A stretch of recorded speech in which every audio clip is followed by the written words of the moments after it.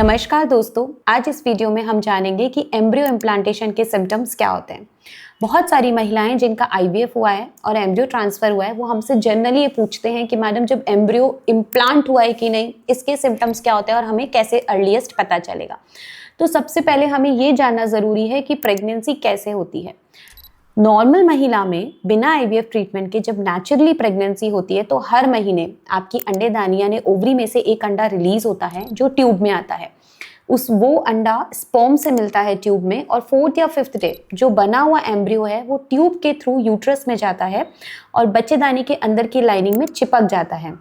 जब ये embryo implant होता है अंदर की लाइनिंग में तो थोड़ी सी स्पॉटिंग ब्लीडिंग उस टाइम पे हो सकती है और ये चिपकने के बाद वहाँ पे फिर प्रेगनेंसी कंटिन्यू करता है। अब आईवीएफ में जब हम एम्ब्रियो यूट्रस में डालते हैं तो जब ये एम्ब्रियो चिपकता है तो सबसे इम्पॉर्टेंट कुछ दिन के बाद आपको इम्प्लांटेशन ब्लीडिंग हो सकती है। तो ये एक पहला साइन होता है एम्ब्रियो इम्प्लांटेशन का। अब हमें ये समझना ज़रूरी है कि जब ये एम्ब्रियो इम्प्लांट होता है तो वहाँ से कुछ हार्मोन्स निकलते हैं जिसमें एक इम्पॉर्टेंट हार्मोन होता है HCG जिसे हम ह्यूमन कोरियोनिक गोनेडोट्रोपिन भी बोलते हैं।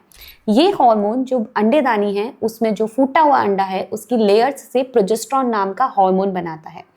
तो जब प्रेगनेंसी ठहरती है, जब एम्ब्रियो इम्प्लांट होता है तो उसके सिम्टम्स HCG और प्रोजेस्टेरॉन हार्मोन के लेवल बढ़ने के कारण भी आते हैं। इन हार्मोन के लेवल के बढ़ने से हमारी बॉडी में क्या सिम्टम्स हो सकते हैं?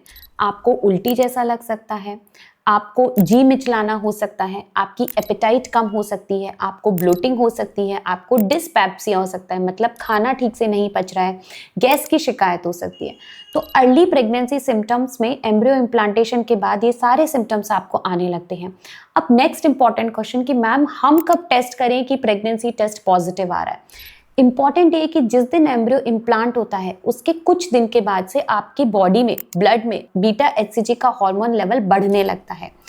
तो हम जनरली ये बोलते हैं कि आइडियली आपको यूरिन प्रेगनेंसी टेस्ट तब करना चाहिए जब आपके पीरियड मिस हो जाए।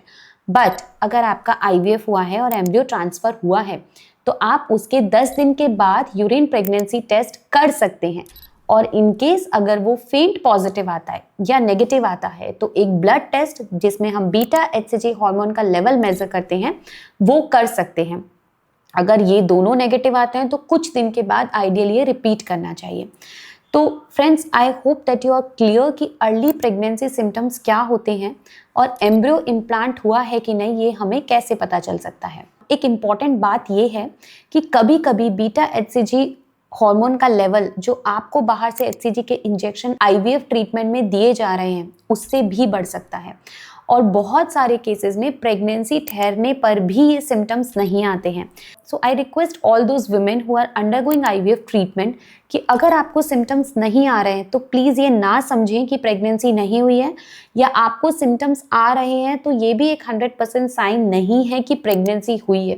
द अल्टीमेट 100% कन्फर्मेशन होता है या तो यूरिन प्रेगनेंसी टेस्ट या बीटा HCG और उसके बढ़ते हुए लेवल। तो अगर आपको कोई भी डाउट हो तो फिर भी आप हमें कमेंट बॉक्स में पूछ सकते हैं। And thank you for watching this video.